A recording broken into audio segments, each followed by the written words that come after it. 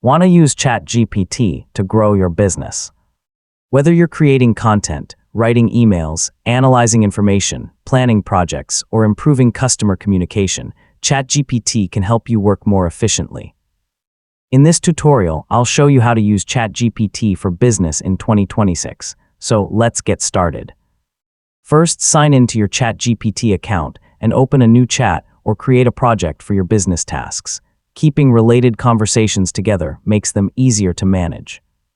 Using separate chats for different clients or departments helps keep your work organized. Next, explain exactly what you need help with.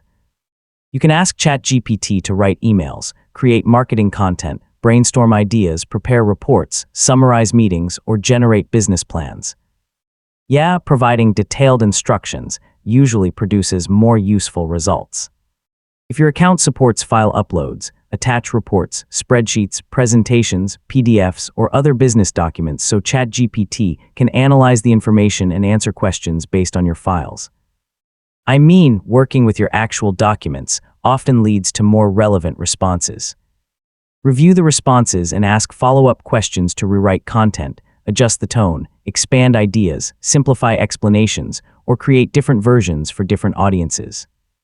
Take a moment to refine the results until they match your business needs. Save important conversations, organize projects, and keep related documents together so you can continue working without starting over each time.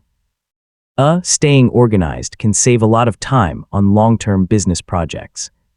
Before sending emails, publishing content, or making business decisions, review the output carefully and verify important facts, numbers, and recommendations.